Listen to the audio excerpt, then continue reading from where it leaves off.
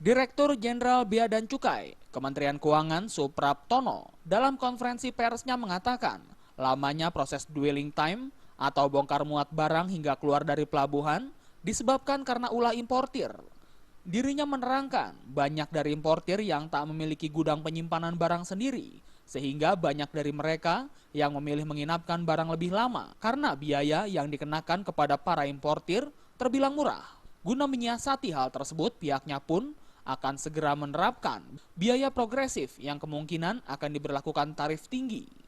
Dengan begitu diharapkan tak ada lagi importir yang sengaja menginapkan barangnya di pelabuhan.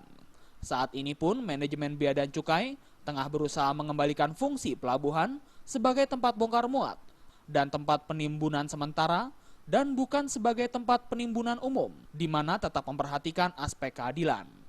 Ada beberapa atau banyak importir yang tidak mempunyai gudang, sehingga walaupun ditetapkan berapa aja, kalau dia nggak punya gudang ya tentunya akan tetap dia barangnya di situ dan dibayar. Dan banyak juga dari beberapa importir produsen yang tidak menerapkan buffer stock.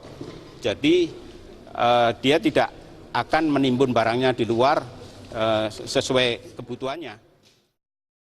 Selain memperbaiki manajemen pelabuhan, Dirjen Bea dan Cukai pun tengah melakukan koordinasi lebih intensif dengan kementerian, lembaga, badan usaha, serta institusi terkait dalam rangka meningkatkan pelayanan dan pengawasan dengan cara berbagai informasi atas resiko pelaku usaha. Dari Jakarta, Muhammad Ibrahim dan Eko Yulianto melaporkan.